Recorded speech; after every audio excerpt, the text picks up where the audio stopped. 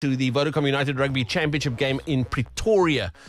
Gets underway this afternoon at 5. Now, will altitude make a difference? In studio with two gentlemen who can answer that question way better than me. Of course, they both wore the green and gold, but of late have completely reinvented themselves.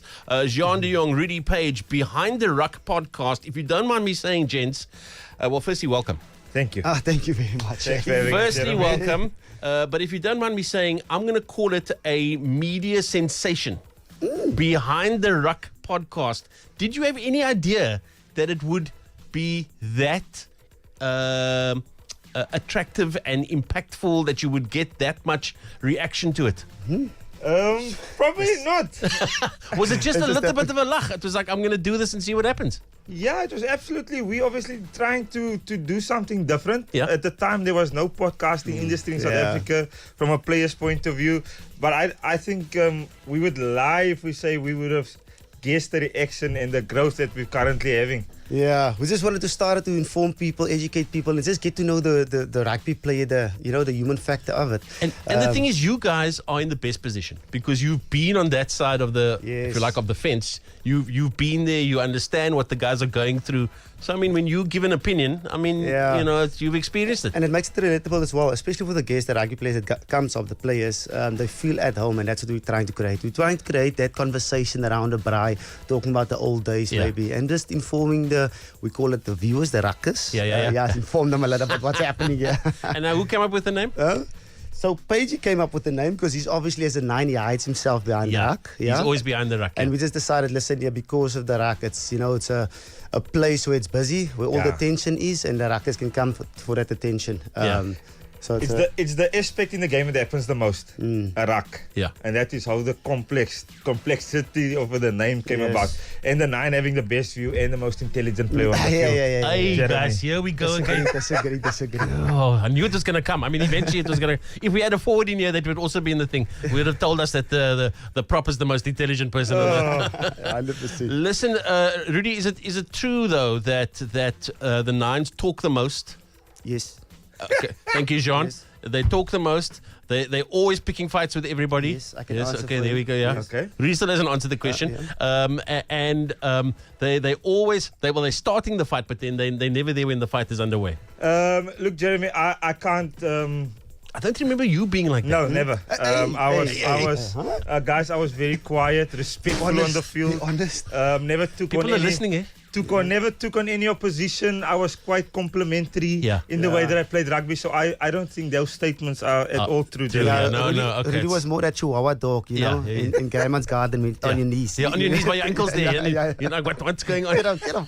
Listen, John, my recollection of you in action, and you still look like you could run out for the Stormers, and I'm pleased to see that you're wearing a jersey and they might need you this afternoon. Is the celebration afterwards, try scoring moment.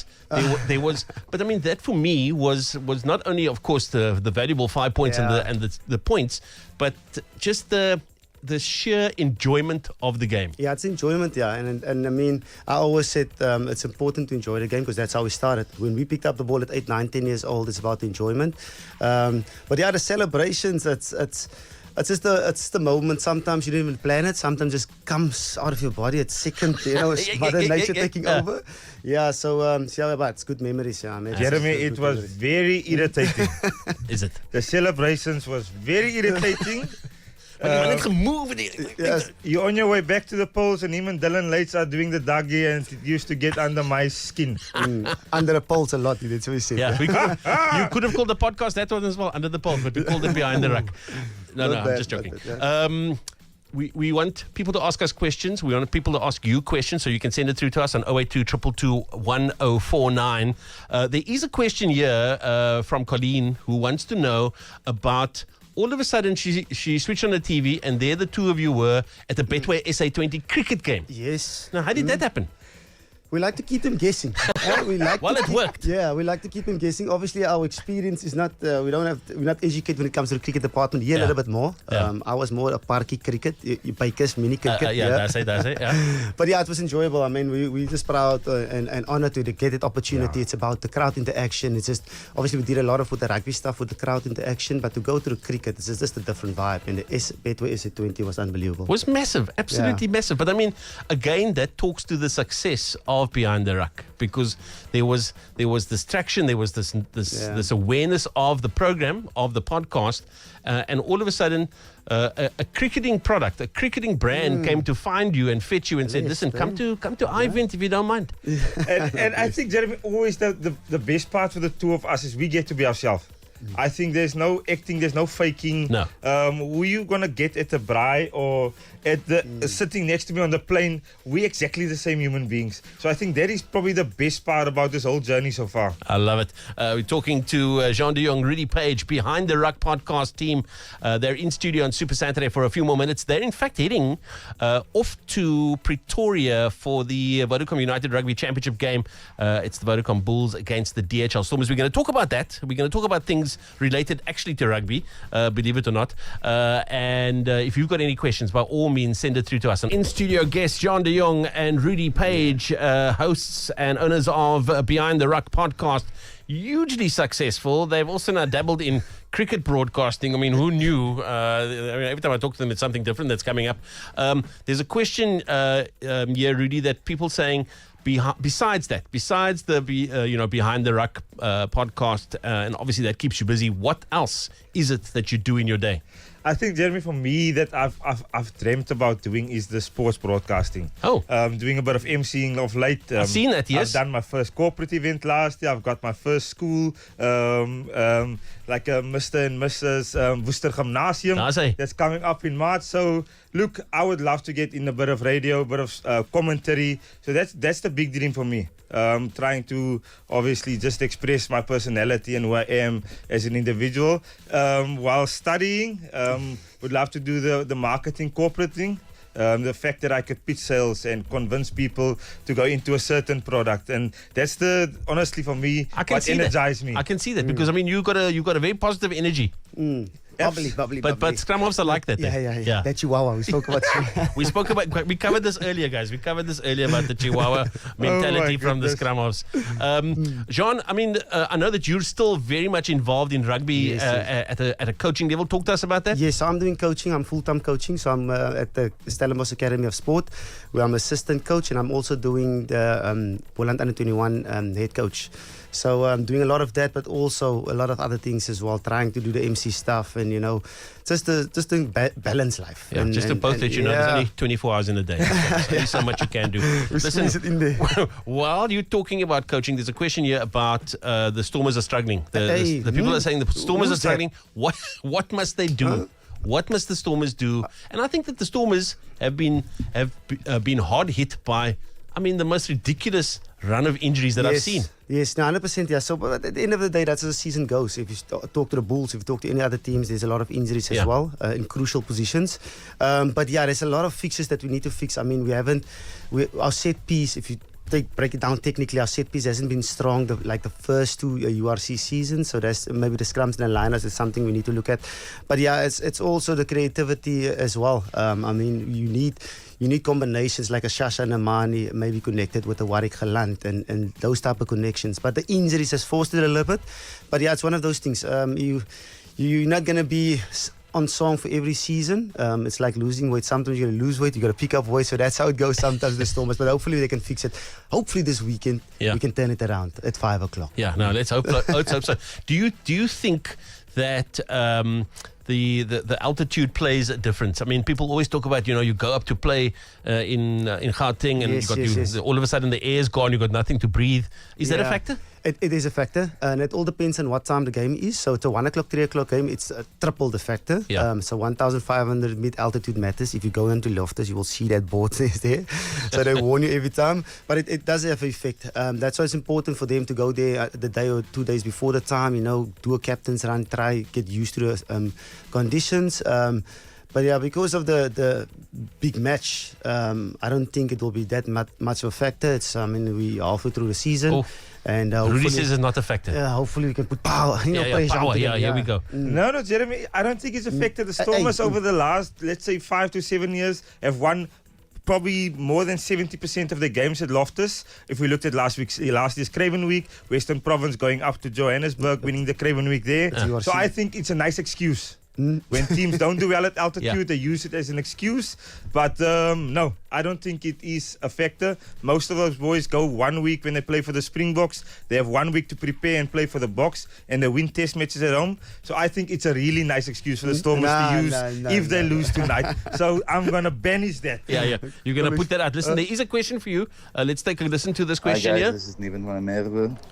I've played a couple of times with Rudy at Paul Golf Club with Safik Naton, also known as Bostonmere. But this question is for him. Was there ever a time that he felt that he wanted to play for VP or for the Stormers in his rugby career? Thanks guys, great show, love Behind The Ruck. Absolutely, Keep it up, everybody guys. does. I think, Jeremy, I would lie to everyone if I said I never wanted to play for the Stormers. Okay.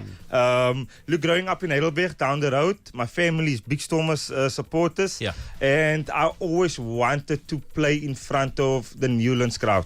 I just thought the way Juan and them, they've had such a love behind them. And being for 14 years up in Gauteng, you always crave that where it's like, yes, the people are singing, they're chanting. Yeah. It's a rugby-loving crowd. I also want that. I also wanted it. Yeah. So, and my family could obviously support me more. So, yeah, that there was probably a little bit in me that would have loved to play for the Stormers. Yeah. But I'm going to just make sure that, Naveen, that you know, I'm born a Bull supporter. I'm currently a Bull supporter. So, yeah, that's it. Okay, there we go. We've answered the question there. I hope that's okay. Send you, in fact, I can tell you now, the questions coming through, but we're going to get to them. We want to talk a little bit about your time with the Springboks, because that is... again, we had Olympic athletes in the course of this week, and I always say, that's something that nobody can ever take away from you. The fact that you went to the Olympic Games, you're an Olympian, you took part in a particular event. Same thing, you played for the Springboks, you pulled on the green and gold jersey, and you played against whatever country it was that you played against, and you did whatever you did.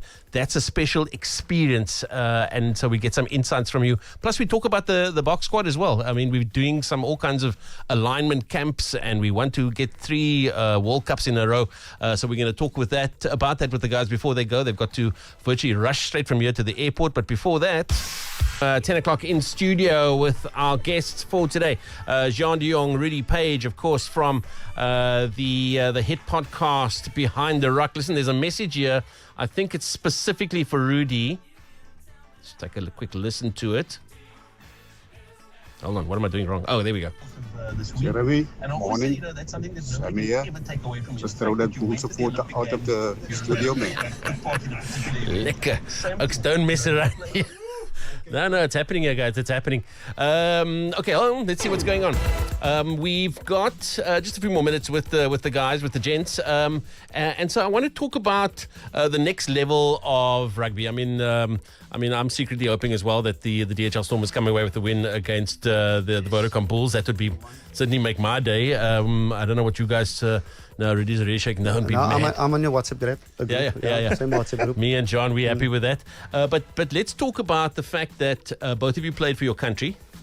And that must have felt very special the very first time you got the call. Maybe, John, you want to just talk us through that? I mean, special. Ever since I was 8 years old, picked up the ball and loved the game of rugby. I wanted to become a Springbok. It's everything I thought about, eat, sleep, rugby. And then I got my opportunity in 2010. I was privileged enough to be, I was 21 at the stage, and it was at Wales, the 5th of June. I can still remember the date, the time, the whole works. But yeah, just to stand out there and sing the national anthem and think to yourself, listen here, the sacrifices you made, not only you made, your friends, but your family and your mom and dad as well, for you to be there, coming from not underprivileged circumstances, but not the best of circumstances. Exactly. And finally pulling that jersey over and, meet and greet with the best of the best, the Brian Banners and the Victor Matfields was super special. Something I'll cherish for the rest of my life, yeah. And I mean, you would have played against some of the best international players from the various countries. I mean, is there one person maybe in your position, maybe at the center level, that you particularly rate? Yeah, there was a few of them. I mean, when we play Super Rugby, every week was, it's a David and Yeah, it was like a Goliath test match all the time, yeah. And for me as well, I mean, myself, 85 kgs playing in a 110 kilogram category when it comes to centers, it was always a challenge. Every week was a challenge for me, but yeah, the tough challenge was always playing against Man Nonu and Conrad Smith, that combination, Hurricanes and Evil in the All Blacks as well. And then Sonny Bill Williams, every week was a David and Goliath battle, so I need to chop them low, get into them, yeah. But I mean, again, that's something that you'll never forget. It's something that you'll always have. No, especially, and you learn a lot. I mean, rugby has taught me a lot and given me a lot, and there's just things that I'll never forget. There's a special group of players who wear the 9 for the country, who play 9 for the Springboks, and so you are part of a group of players, and I think of the US Van der Vestes instinctively, but I mean, is there one particular sort of standout mentor, Rudy, that sits there for you? I think from an excellence point of view, it's probably for Rudy Priya. He was obviously the epitome of what scrum halves at the time look. He set the standard. He was excellent at controlling game, dictating the way the Bulls and the Springboks won trophies. So for me, for Rudy Priya was the epitome of performance. But for me, as Rudy Paige growing up in Heidelberg, it was Enrico January. I loved Enrico January. I loved his feistiness. I loved that he was kind of the first after Bola to play multiple test matches for South Africa. And watching him under 21 with Jake White winning the under 21 World Cup at Ellis Park, I was a big Ricky January fan. He came from a small town, so I could relate with that, coming from Heidelberg. So the fact that he could make it for so long, professional rugby, that was kind of what I wanted to be as a youngster. There we go. And I mean, that first moment when you got the call, I don't know how you can you remember how you were told? Yes. We lost the semi-final at Newlands. Yes, nothing Jeremy. Nothing. It was 2014. I was sulking not too far from here in the Cullinan Hotel, and I got a call from our high-performance manager saying that, look, tomorrow you got to pitch up for Springbok camp in Stellenbosch. So, yeah, congratulations. That was my first call-up, end of 2014. It was very weird because everybody was sulking in the hotel, and I kind of had to nip my emotions. Because I went from 0 to 100 in a minute or 5 minutes. So that was special, I must say. Not losing the game, but having that first call saying, look, fantastic Currie Cup campaign, and Coach Heineke has selected you in the end of the year wider group. So that was my first call up, 2014. I love it a lot. Listen, there's a comment here on our WhatsApp line. It's coming, don't worry. Hello, Jeremy.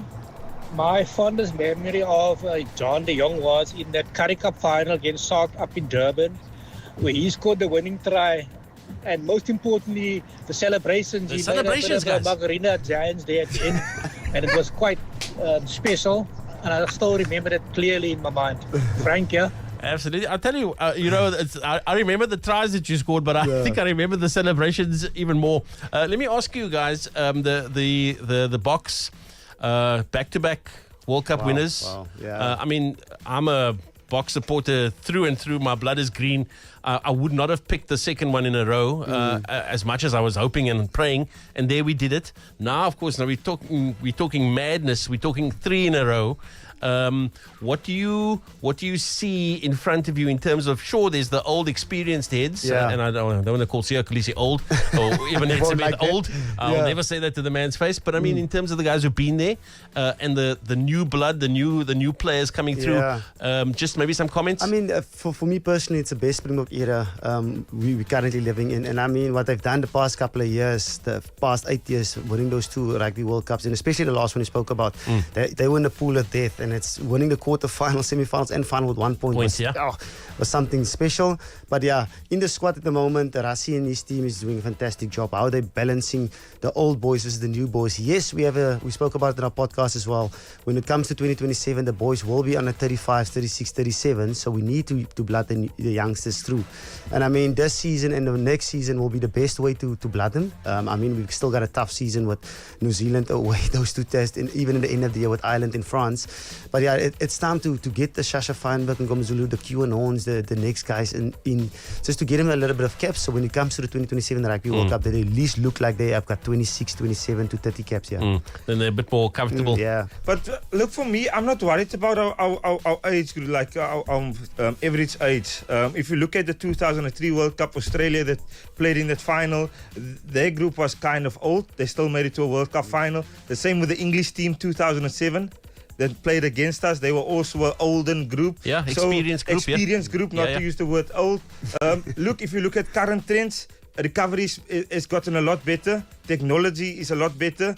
And I believe experience is going to go a long way in Australia, especially the boys that has played their rugby in Super Rugby. Yeah. That understand the conditions, been to that fields. So I'm quite confident that we are going to stand a really good chance in the next World yeah. Cup. I mean, Brock Harrison, them still 14, still doing it. Still doing his thing, eh? Gee whiz. 38 and we He's played retired. 7,000 rugby matches. I know that guy. Desmond James on our WhatsApp line says the Ruckers in the house. That's the first thing. Yes, here we Yes, go. let's go. And then Brandon says he met Rudy at the company golf day last year, hoping Why to is see it him. always the golf? Huh? Always got, and he even sends a picture. There's you with your golf club. Yeah, lekker. I love it. I Was hope it another doesn't- 100? I hope it doesn't have my score there. I hope it's only a photo where I'm Don't smiling. show us the scorecard, please, Brandon. Please don't show us the scorecard. Listen, gents, before we let you go, the one thing I want to suggest, I just want to get both of your reactions to it, is not, as you say, it's not about the age in that box squad. It feels to me like it's what's happening behind the scenes. It's the kind of environment that Rassie and the management are creating, such that, you know, by all means, you can have a 37-year-old in that squad as much as you can have a 21-year-old in that squad. But it feels to me like there is just a level of preparedness. The guys know what to expect. You were saying, get them there, 26 caps. And next thing, they've got 26 caps, and then they're ready and good and ready to go. But it feels like the real mojo, the real sort of golden ticket for the Springboks is what's happening, you know, with Rassie when he starts fiddling on that whiteboard of his. It feels to me like that's where the thing is really taking shape. Yeah. And even partner, look, even if the players are staying the same, he's constantly renewing ideas behind the scenes, bringing in Tony Brown, Yeah. a fresh look at our tech. So I think Coach Rassie is absolute a genius in constantly reinventing the team. Maybe not a player's perspective so much, but just ideas and new personnel, new voices in the background. So he's an absolute genius. Yeah, and I mean, he keeps them guessing. He started a 6-2, he started a 7-1. Now they're copying it. First they laugh, then they follow. Yeah. Then they complain. Everybody thinks it's against the spirit of the game. Next thing, 7-1. Yeah. And now boys throwing a spanner in the works, bringing Felix Jones back. Yeah. Now the whole world is going to talk about Felix Jones. They're going to forget about Tony Brown and our defense. I love Hey, it. don't forget about Tony Brown. I love it. But I mean, the cults as well in the squad, and we spoke about to a lot of like Springboks that was at the 2023 Rugby World Cup. They all speak about no egos, and that's important. I mean, it's about the Siya Kulisis, the guys at the 100 caps, even Etzebeth, you know, still being there to coach the youngsters, you know, giving a helping hand, leading them up, making sure that when they get to 2027 Rugby World Cup, they've got the 20 caps, the 30 caps, but also the experience left to carry on to the next generation, which is quite a good trade. Gents, I mean, we've run out of time, number one. Oh, number no. two, I mean, can you believe it? That's 32 Yeah. minutes, just like that. Boom, just like that. The It's flight gone. will wait for us. The flight will wait. Yeah, okay, we keep talking until the last second. But I want to say thanks to both of you. It took a while to get together. I was like, yeah, Rudy, come now, man. What's going on? So it took a while, but I'm hoping that maybe I can entice you back again in the not too distant future. And we'll have all of these other people making. Maybe Brandon will send us the scorecard from that golf day. I don't know. No. No? Yes, no, Jeremy. No. Chakalas, Yeah. Vasi scorecard. Okay, but gents, on a serious note, thank you so much. As we like to say on this show, have a super Saturday. Thank you so much. Appreciate it, And may the Bulls stole the Cape Town. Hey, May the no. Bulls win. Come on! Switch that man's mic off immediately. Thank you, gents. Listen.